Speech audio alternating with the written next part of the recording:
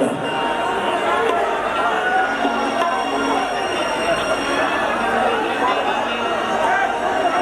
आई बस 2 line उसके बाद इसको खत्म कर दो।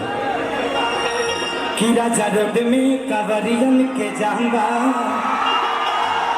अभी जाए तो दूर बाबा धांगा।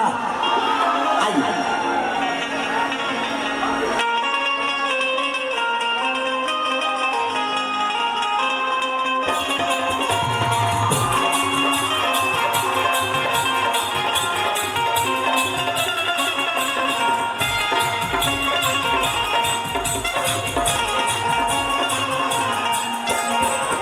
राजा रोड में कांवरियन के जाऊंगा अभी जाए तो दूर बाबा धांगा।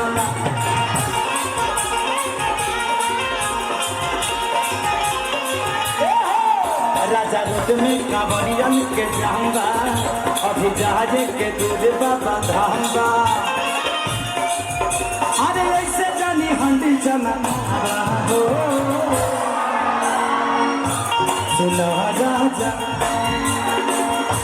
सुनो राजा पीके गाजा तू बढ़िया चंचला।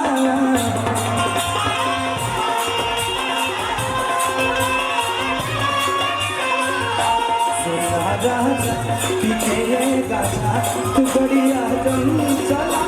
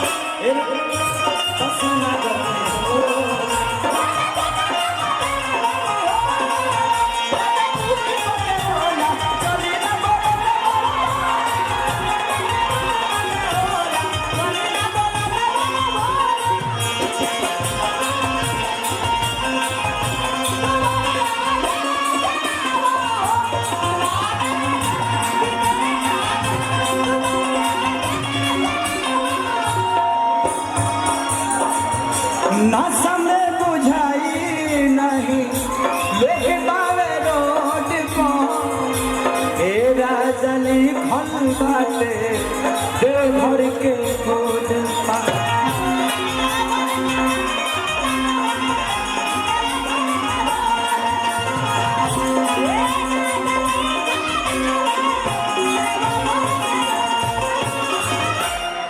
तो गाड़ी ऐसे चली तू हचकावा हो